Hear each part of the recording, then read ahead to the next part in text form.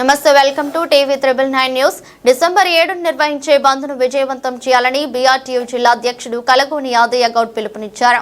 నల్గొండ జిల్లా కేంద్రంలోని clock tower సెంటర్లో బీఆర్టీయూ ఆధ్వర్యంలో బుధవారం డిసెంబర్ 7 నిర్వహించనున్న బంద్కు సంబంధించిన పోస్టర్ను ఆవిష్కరించారు.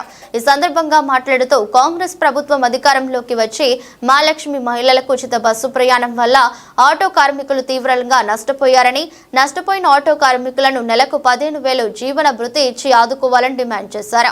ప్రభుత్వం డిసెంబర్ 6న ఆటో యూనియన్ కార్మికులతో చర్చలు జరుపుతున్న తరుణంలో విఫలమైతే డిసెంబర్ 7న రాష్ట్ర వ్యాప్తంగా బంద్ నిర్వహించడం జరుగుతుందని హెచ్చరించారు.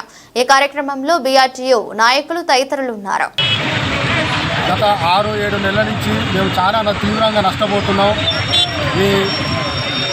ఇప్పటికీ 7-8 ధర్నాలు చేసినాం, చాలా వరకు నిరాహార దీక్షలు చేసినాం. ప్రభుత్వం ఇంతవరకు ఏవి పట్టించుకోకుండా, మమ్మల్ని అసలు లెక్కలోకి తీసుకోకుండా, రవాణా శాఖ మంత్రులు వాళ్ళు ఒకటే చెప్తున్నాం, మేము మీ అండగా మేము ఉంటాము చేస్తాము అని చెప్పని అంటున్నారే తప్ప ఇంతవరకు అయితే గీత వాళ్ళు మమ్మల్ని చర్చలకు పిలిపించి మమ్మల్ని సఫలం చేసింది అయితే లేదు. నిన్న గీత పొలం ప్రభాకర్ గారు వారి గీత ఈ విధంగా అన్నారు, మాట్లాడతాం మీకు నేను న్యాయం చేసి చెప్పండి అన్నారు. అది కూడా అవుతాయని చెప్పని మాతో అనుకోవడం లేదు. కాబట్టి మాకు ఉన్నది ఒకటి డిమాండ్ అండి. ఈ ప్రభుత్వం ఏర్పడే ముంగల కాంగ్రెస్ సర్కార్ చెప్పింది ఏంటంటే ఆటో డ్రైవర్లకు సంవత్సరానికి 12,000 రూపాయలు మేము ఇస్తామని చెప్పని అన్నారు. అది ఇవ్వలేదు, అది ఇంతవరకు గీత మాకు ప్రకటించలేరు. కాబట్టి మా డిమాండ్స్ ఒకటే, మాకు నెలకు 15,000 రూపాయలు ఇంటిగా మాకు ఇవ్వాలి. మళ్ళీ ఆటో సంక్షేమ బోర్డు ఏర్పాటు చేయాలి. మళ్ళా నన్ను నిండిన 10 డ్రైవర్కు ఇవ్వాలి. ఈ రకమైనటువంటి మన డిమాండ్స్ నెరవేర్చాలని చెప్పని ఈ ప్రభుత్వాన్ని కోరడం జరుగుతున్నది.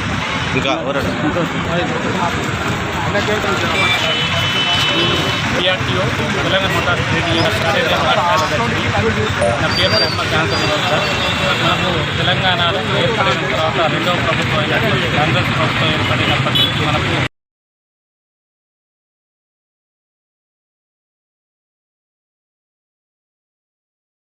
లేదా మనకు వచ్చిన కరెంటు బిల్లు వస్తుందా, ఈ కాంగ్రెస్ ప్రభుత్వం చెప్పినటువంటి 6 ఇంటిని 100 అమలు అని చెప్పి 5 గ్యారెంటీ పక్కన పెట్టి ఉచిత బస్సు, ఈ బస్సు కంటే దీనికి పైసలు ఖర్చు కాకుండా ఉండేటటువంటి పథకం కాబట్టి ఈ ఫ్రీ బస్సు పథకాన్ని తీసుకొచ్చి అమలు చేసి ఆమె పుట్టినరోజు సందర్భంగా ఏదో ఆమె హైకమాండ్ మెప్పు పొందేందుకు రేవంత్ రెడ్డి గారు మమ్మల్ని అందరినీ ఉరితాడు బిగించారు. ట్రాన్స్పోర్ట్ రంగ కార్మికులకు ఈ ఫ్రీ బస్సు మహాలక్ష్మి పథకం ఉరితాడైపోయింది.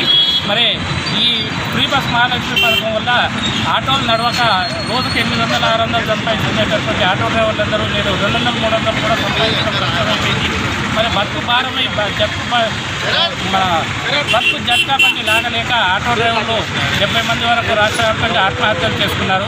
మరి ఆత్మహత్యలు చేసుకున్నటువంటి ఈ ఆటో డ్రైవర్ల యొక్క వాళ్ళ కుటుంబాలకు ప్రభుత్వం తరఫున ఉద్యోగం కానివ్వండి లేదా వారికి విశ్లేషణ చెల్లించాలని చెప్పి డిమాండ్ చేస్తుంది. మరి అంటే మీరు ప్రభుత్వాలు మేనిఫెస్టోలో పెట్టినటువంటి అమలు చేసే మా ట్రాన్స్పోర్ట్ రంగంలోకి అమలు చేస్తామన్నటువంటి హామీలు సంవత్సరానికి 12 రూపాయలు మరియు ట్రాన్స్పోర్ట్ రంగ కార్మికుల సంక్షేమం ఏర్పాటు చేస్తామన్నారు. ఈ 2 హామీలను అమలు చేయాలి.